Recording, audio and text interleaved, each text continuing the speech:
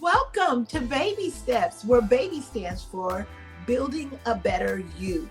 I've lost 40 pounds through fasting, faith, and focus, and I'm here to help you take the steps to becoming a brilliant, more beautiful you inside and out. All right, so in today's video, we are actually going to be talking about fasting. As far as fasting is concerned, I do have a lot of experience, but I want to share some of that experience with you. So, for those of you who are new to fasting, there are different types of fast. There's a 16-8, and 16 would be the number of hours that you would fast. 8 would be the number of hours that you would eat. Okay, so you may spread your meals out over that 8 hours. Usually, this one is pretty easy to get into because it does, and all of them do, include your hours that you will be sleeping. The next one that I would want to talk about is the 20-hour fast with 4 hours of eating. So we call the 20-hour, we would call it a window, and then 4-hour eating window. Fasters might say, "Oh, my eating window is opening very soon." It's a thing. This one, you can do it. One thing about fasting, it is really up to you. It's up to you how long you want to fast, how long you want to eat, whatever your window needs to be. Then you have a 24-hour fast. So your 24-hour fast, you may start at 12 noon yesterday and then break today at 12 noon. So it really depends on what you want to do. Then you have like something called OMAD. OMAD is just an acronym for one meal a day. These are usually about 23 to 24-hour fasts because you're going to break your fast at whatever time you want to eat your one meal. You're only going to have that one meal. Then you have something called a 36-hour fast. Now, your 36-hour fast is like, say I stopped eating today at 7, I would skip tomorrow, and then I would eat at 7 in the morning on the day after tomorrow, right? So that would be a 36-hour fast, aka ADF, or alternate day fasting, which basically means you eat every other day. Okay, those are pretty common. There's another one called a 5-2, where you would fast for 5 days and then you would go into 2 days of eating, okay, or feasting. I would say that this type of fasting is a little bit more advanced because you gotta exercise that fasting muscle. Now, what I'm gonna talk about next is, how do I get started? How do you get started with fasting? Now, what you want to do is you want to first set a start date. That's the first thing that you want to do. You want to set a start date. When am I going to start?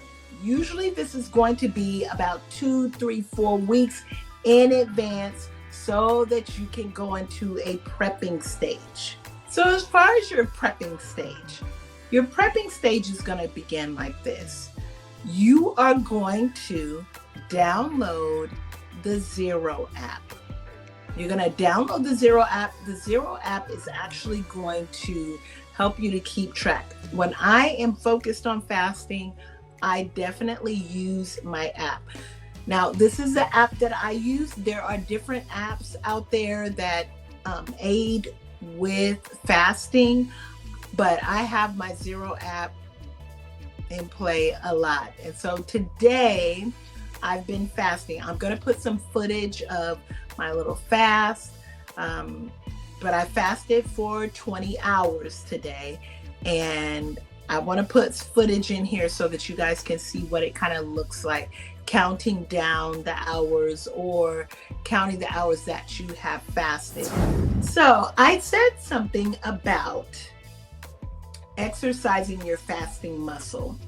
Exercising your fasting muscle means that you are going to gradually work into fasting.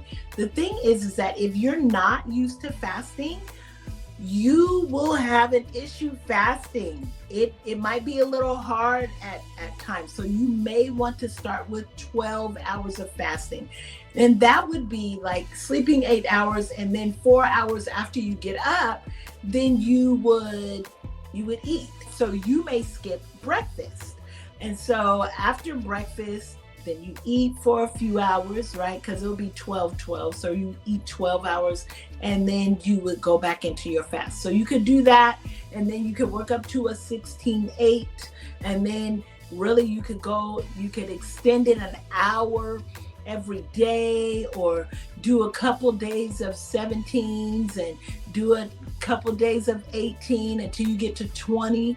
Okay, you guys get what I'm saying. This is exercising your fasting muscle. You're building up, slowly building up to being a fasted person.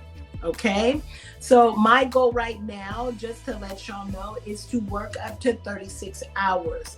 And 36 hours, it doesn't seem like that long, but you skip a whole day of eating.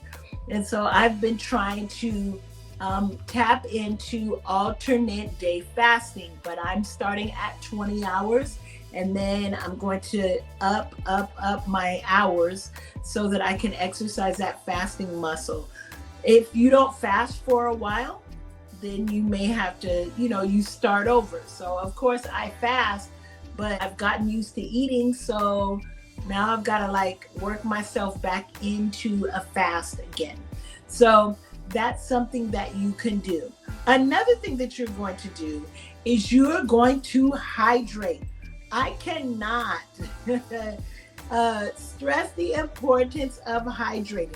As you're fasting, and as you're fasting more, you will become more cognizant of your hunger cues. And so usually when we get hungry, we're like, I'm going to go eat. I'm going to eat. And that's how I'm going to satisfy my hunger. What you need to do is try drinking water. Studies show that when we feel hungry, usually we just need some water. We're dehydrated.